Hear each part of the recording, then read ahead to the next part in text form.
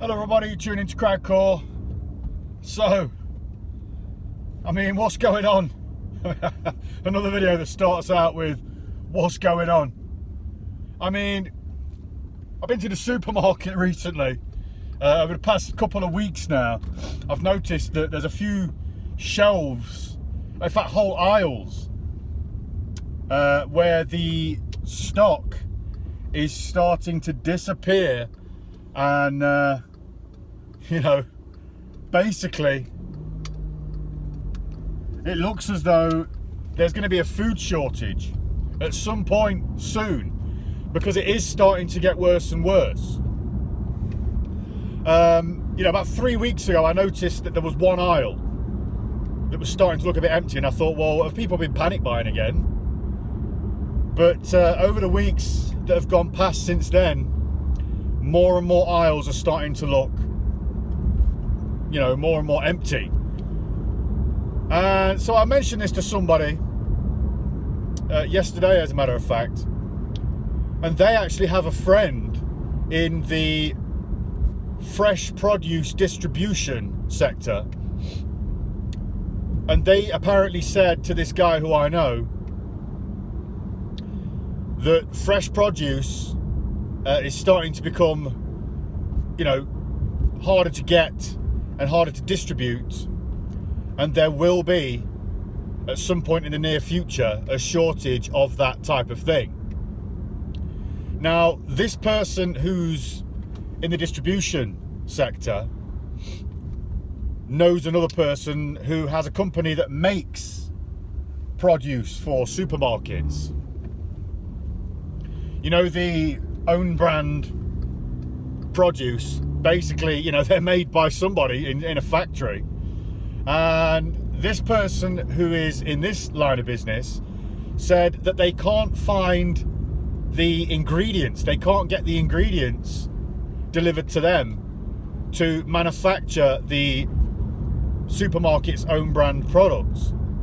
So if you've noticed in Tesco, Asda, that this is the case, that there isn't any own brand stuff, or at least they're starting to get less and less of it on the shelves, then let me know, because this is something that is happening now. This is happening now, and I think we need to try and be prepared for it as best we can.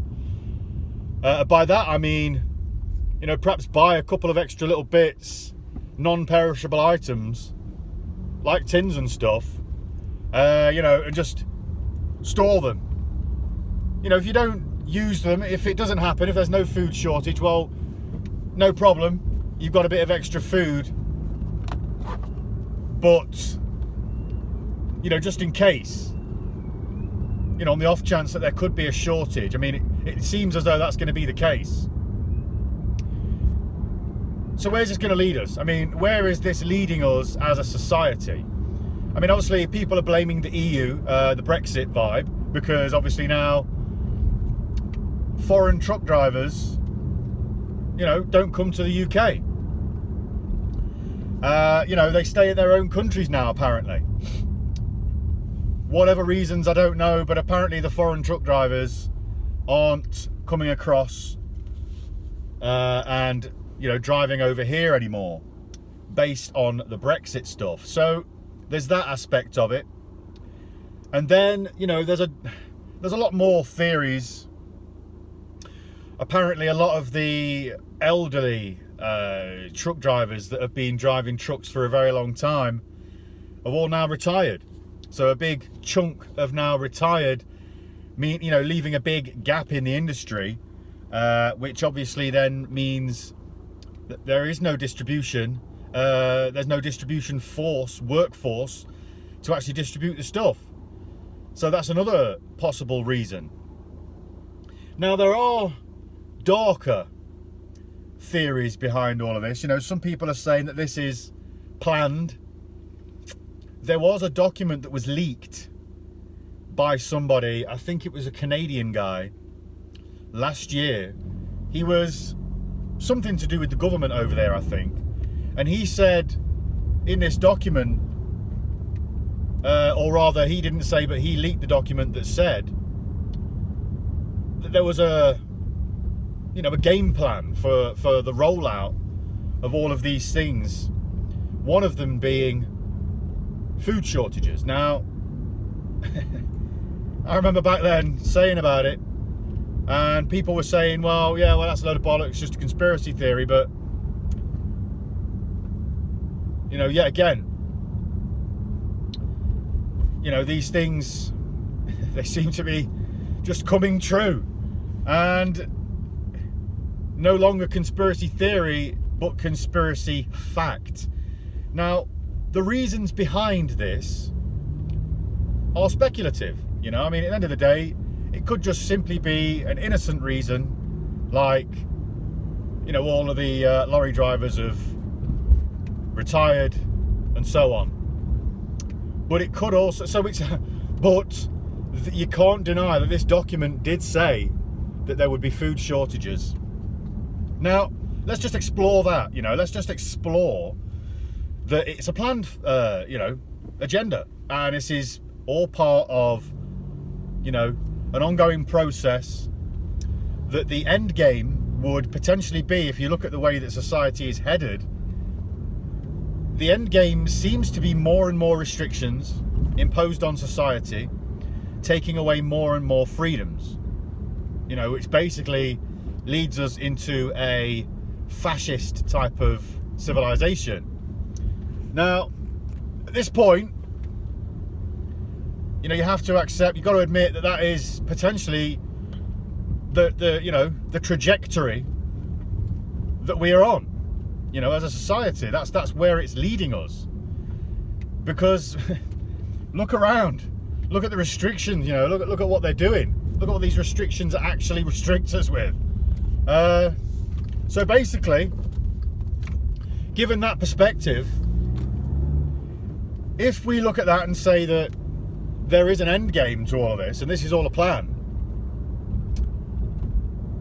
well, what does that say about the food shortages? Well, I saw a video recently on the Voice of Reason page on YouTube. Very good page. I recommend you go and take a look at it. A very concise individual putting out very well versed videos. And, I can recommend it. I can recommend the guy, The Voice of Reason. So, he reported on a video that he saw that was an alleged scenario, of where a woman was being stopped from going into a supermarket because she didn't have the correct paperwork. And what do we mean by that? Well, we mean, don't we, the quote-unquote health passport. She didn't have the valid papers. So basically, because she didn't have this health pass, this vaccine pass, got to say it, fuck it, if the video gets shadow banned, it is what it is. But you want to tell the fucking truth here. So because she didn't have the valid papers, they were stopping her going in and buying food. Now, if you then parallel that with food shortages, well, that creates crisis. And people are willing to do more. People are willing to toe the line more with regards to a crisis. Because under crisis situations, we were willing to give away our right to leave the house, weren't we? We were willing to give away our right to go to work and earn a living. We gave away an awful lot, and we're in this position because we were given a crisis situation. Now, everybody's starting to get wise to the whole virus thing, and people have started to accept that they want their lives back regardless, So the government probably had this planned where they thought, well, we need to come up with another crisis to basically impose more restrictions because that fucking virus stuff just ain't working anymore. So what do? You take away people's fucking food. And then what do you do at that point? Well, you say, okay, you know, since we're in a crisis, well, there has to be a priority list as to who's allowed to have it, because, you know, that's just the way things work. When there's a fucking ship going down, what happens? Well, it's women and children first, right? Priority list. So it's a life and death situation, priority. Now, the life and death situation, they're going to say, well, we're still in a pandemic, so, you know, the priority list has to be based upon that. And therefore, you know, the more valid citizens are literally those then who have followed the rules and towed the line.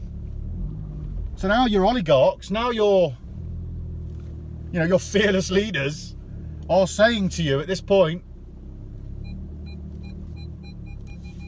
those that follow us and those that toe the line are the ones that are on the priority list. Now, I'm not saying that this is going to be the case. Of course I'm not, you know. Since when do I say that this is this and this is that, you know? I mean, this is crackcore. We're just speculative on this channel, you know what I mean? We just like to make suggestions. And ultimately, it's a possibility that then they're going to say, well, those that have got the pass, you know, those that have got the vaccine passport, you can go in first. Sorry, guys, you know, we're sorry to everybody else here, but, you know, you're not on the priority list. You're going to have to go to the food bank. If you think that's not a possibility, if you think these people wouldn't force you to do that, well, they've been forcing you to do that anyway. You know, there were people going out of business, losing their livelihoods, that had to go to a food bank because of this health crisis before. So, you know, health crisis. So, you know, alleged health crisis. Let's just say that, yeah? So ultimately, it's happened before. People have gone through it before. People have had to queue up and go to fucking food banks before because of all of this stuff. So if there's a food shortage, well, mark my words, there will be. Based on this crisis, you know, this, in my opinion, manufactured crisis, you know, a priority list that then therefore has to be adhered to. And do you think then at that point, given the whole virtue signalling vibe that goes along with having the, you know, the double jab, do you think then at that point that anybody who is on this priority list based on their status of health is going to fucking help you out? No. They're going to say, stop being selfish and go and get the double jab. That's what they're going to say to you. Because guess what, guys? This situation won't be affecting them in as big a way as it's going to be affecting you. So they're going to want to cling on to their... they're going to want to cling on to their... a bit of a Star Trek joke there. If you didn't get it, I'm not going to explain it. They're going to cling on to their easy life, and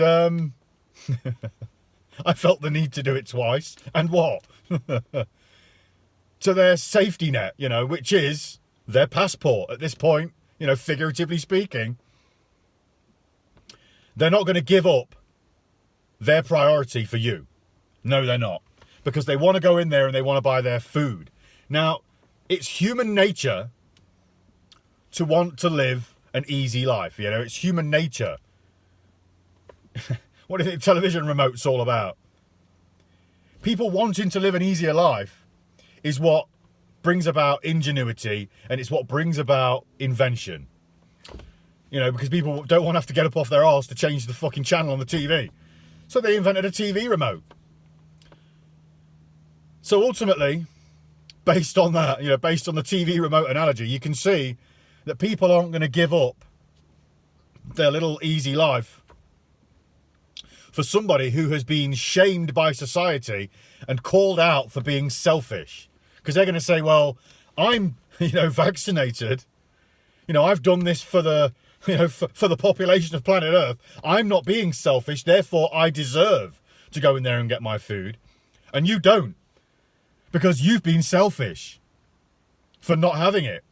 So therefore, you don't, you know, get any common courtesy. That's what they're going to say. And that, in my opinion, should this all be the case, is probably the end game of how they are going to shame the vast majority of the people that have been denying this thing and refusing to get it, it's how they're going to get you to get it.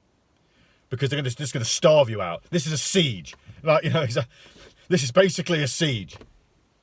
You know, the longer it goes on, the weaker and weaker the inhabitants of the castle get. You know, and if so long as they can remain the siege and keep it going, you will, you know, your food supplies will dwindle and your soldiers will get, you know, tired and sick until eventually they have to, you know, the people in the castle have to say, okay, fair enough, we surrender.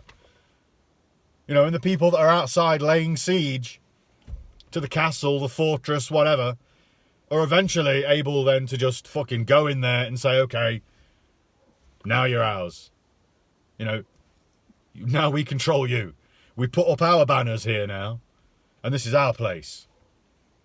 You've got no rights anymore. You follow our rules. That's what's happening here. The government and the people that the government work for are laying siege to society, and they are trying to, first of all, they tried to scare us into it. They did the whole Walls of Jericho thing, didn't they? They walked around with a fucking trumpet playing death songs. And what happened? Yeah. Some people gave in at that point, but there was still a vast majority of people that, you know, held out. So now they're laying siege to the remainders, and everybody else has been given the old Trojan horse. Plenty of battle analogies here. Battle analogies of subterfuge. Now, what I would say is this. If you can see this coming, make preparations. You know, prepare. Because when you know that there is an army on their way to lay siege to your castle, you need to stock up on grain, and, you know, you need to get the livestock ready for slaughter, and, you know, you need to basically hunker down behind your sandbags,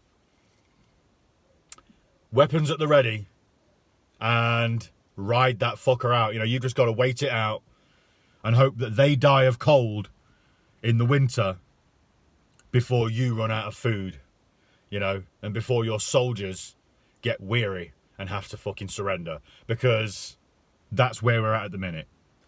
You know, this is a siege. And on that note, I'm going to wish you all a very, very good day. Trust me, you can still have a good day at this point. Just remember to stay positive. Work on your own selves. Work on your energy. You know, your inner soul energy. And try and prepare yourself for all of what is going to be happening mentally. And stay close to your families. And just remember that you're not alone. You're not alone in this. And so long as we are all willing to help each other out, you know, then we will all get through this. The moment we give up our unity is the moment that we've lost. So if there is anybody out there that is able financially to generate, I mean, I'm not talking about going in there and buying everything right in one go and creating a bigger food shortage. But if there's anybody out there, a group of people that are able to generate a storage of food aside from the stuff that they use on a daily basis, then do so. You know, build it up gradually over the next few weeks. Buy, I don't know, £5 or so worth of extra shopping of non-perishable goods on a weekly basis. And if we get to the point where there is a food shortage, we can all come together and start to share it out and, you know, do our own food parcel vibe, you know, and we can ask people if they're on board with our side of things, with the survival side of things, riding it out. Because if this is a siege, then we have to then assume siege tactics and pool our resources. You know, we've got to generate it all together in one big pile and then ration that shit. If we stick together, we can do this. And that is the message. Make no mistake, it's us versus them. And the rest of the people out there that have gone along with this, they're in their own ignorance and they're lost now. You know, the likelihood of them going out of their way to help us is very, very slim. So we need to try and help ourselves. Individually, and yes, as much as we can, collectively too. And on that note, I'm going to say this is Crag Course signing off. I'm going to do more videos on this subject because I feel as though right now this is the current issue and we need to try and do what we can to help each other out and form a community that is able to resist. Okay? Now, what that looks like, I don't know. You know, let's try and get there first. Let's try and create a community first and build and generate some form of collective power of our own type of person. You know, power to our own people. Because this is a war, guys. This is a war. If you can't see that by now, you know, well, you've been looking in the wrong direction. This is a war. Now then, this is Crag Course signing off. I'm going to wish love and peace to all things everywhere once again. I hope you all have a very good day. Peace.